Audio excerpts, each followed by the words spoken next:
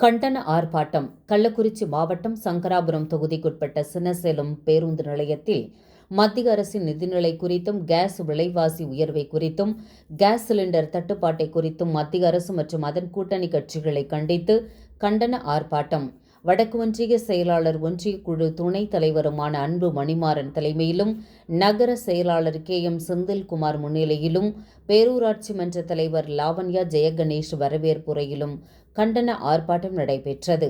இந்த கண்டன ஆர்ப்பாட்டத்தில் பொதுமக்களுக்கு கேஸ் சிலிண்டர் கிடைக்கவில்லை என்பதால் கேஸ் சிலிண்டர் ட்ரம்புக்கு பாடை கட்டி ட்ரம்பை ஊர்வலமாக எடுத்து வந்து பேருந்து நிலையத்தில் வைத்து கற்பூரம் ஏற்றி மாலை போட்டு நெஞ்சில் அடித்து கொண்டு ஒப்பாரி வைத்து அழுதனர். ஒன்றிய குழு துணைத் தலைவர் அன்பு மணிமாறன் கண்டனம் உரையாற்றினார். மாநில பொதுக்குழு உறுப்பினர் அருள்மொழி, தோழமை கட்சி பொறுப்பாளர்கள், பிரதிநிதிகள், மகளிர் குழு கட்சியின் மாவட்ட, ஒன்றிய, நகர மற்றும் உறுப்பினர்கள் மற்றும் பொதுமக்கள் கலந்து கொண்டனர். நியூஸ் 21 செய்திகளுக்காக செய்தியாளர் விஜய் ஸ்டீபன்.